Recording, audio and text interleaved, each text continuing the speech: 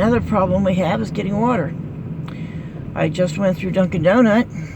They've got a sign says they've altered their hours. They're not open 24 hours. Now they're opening at 4 a.m., closing at 10 p.m.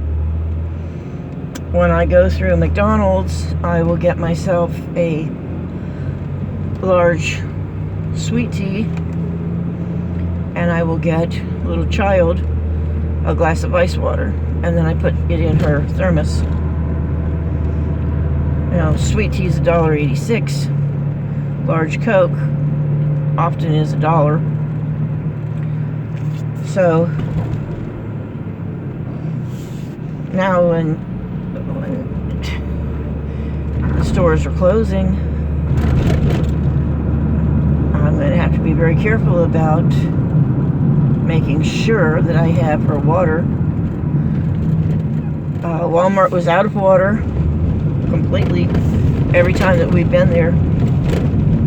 So they did have 2 cases sitting on the floor away, it wasn't even on the water aisle, of Fiji artisan, I think they're quart bottles, 6 of them, and a package, and I think it was 6, maybe it was only 4.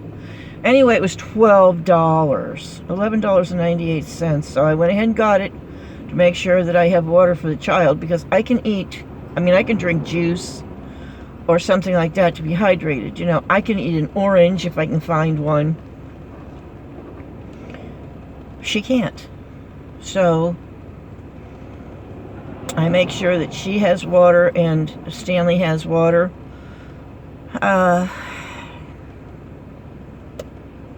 It's going to be challenging. My concern, there again, is that commerce is shutting down. I already don't have a place where I can go get a shower. If Walmart shuts down, it's going to be even more difficult to even use a restroom.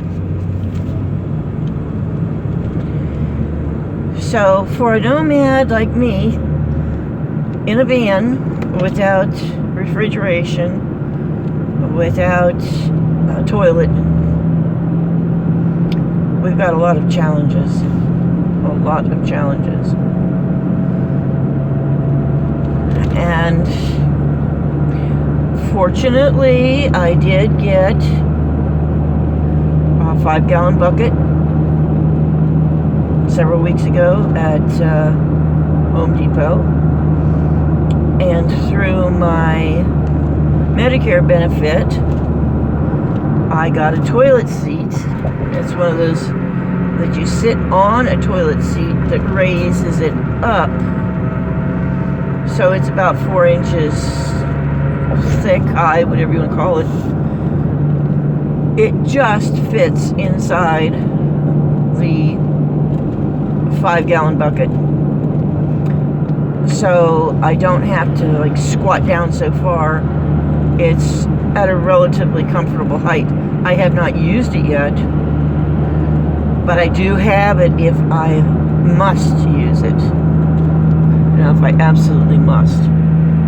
But there again, if there's no commerce, where am I going to get the plastic bags? So lots of issues going on, lots of things, how many times can you go poop in a plastic bucket and not be able to wash it out, empty it out, or just tie up a plastic bag and throw it out? These are real questions for the real world. And in the United States, we don't just jump out of our car and go toilet on the side of the road. Other countries do. Maybe that's what we're going to be going backwards. I don't know.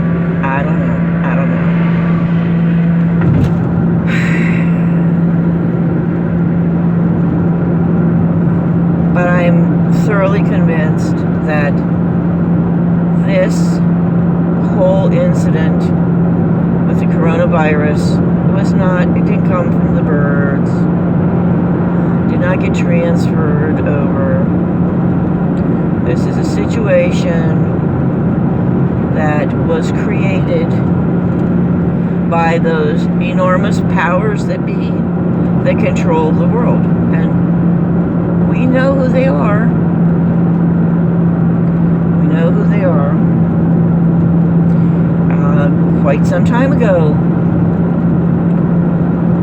Bill Gates had made the comment in a TED Talk about a global epidemic and how it would shut things down. Well, isn't that what's happening right now? I think that this wasn't a practice. It was an intentional.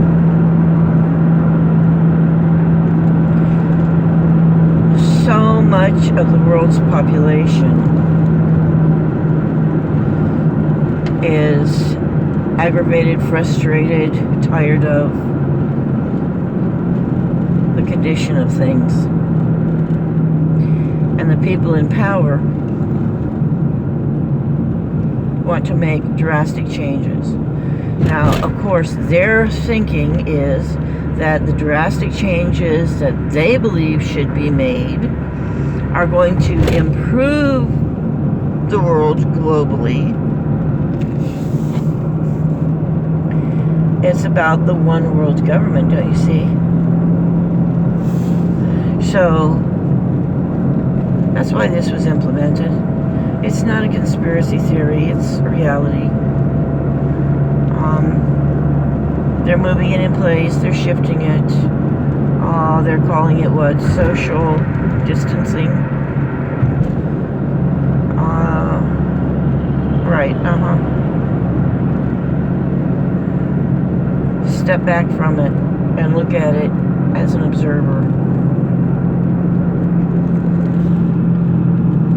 See what your gut is telling you about it.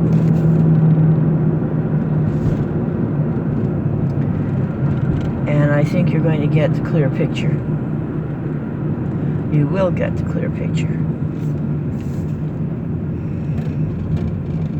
They started out scaring the world out of its wits.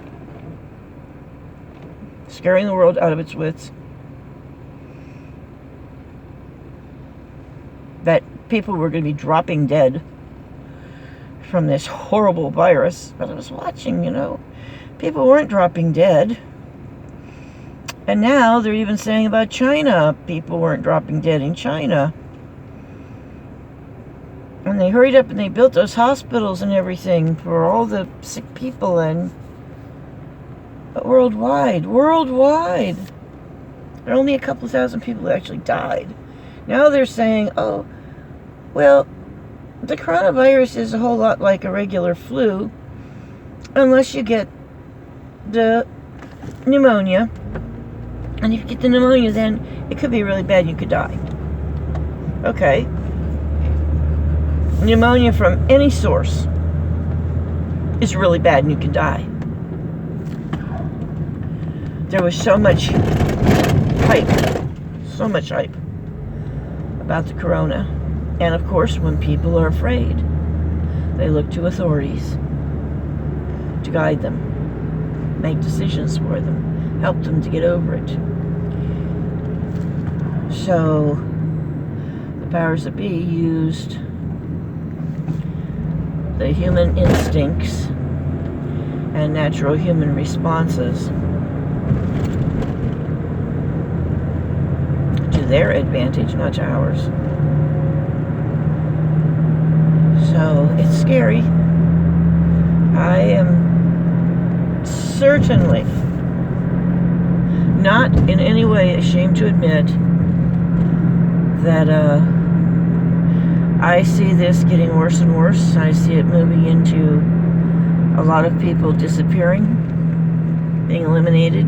Look, when you have social distancing and some people are, they're not at work. You think they're at home. Well, then you find out they weren't at home. They were disappeared. And nobody knows anything about it. Okay. Let's see 6 months from now if you know where all the coworkers are that you've been working with for the last 5 years. What happened to them? Oh, social distancing. Oh, they were in quarantine. Oh, they were in isolation. Oh, they disappeared. See how that works? Process of elimination. The people who the powers that be have determined no longer contribute to society, like old people, like homeless people, like greatly impoverished people.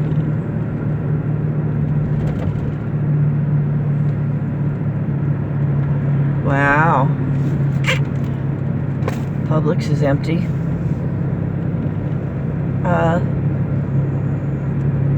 So those people get eliminated first. And when people are separated, the other people don't notice that they're gone. That's how it works. Okay. Look for the blessings. Look for the blessings. Be grateful that we've had a good life up to this point. March 17th, 2020, 9:22 p.m.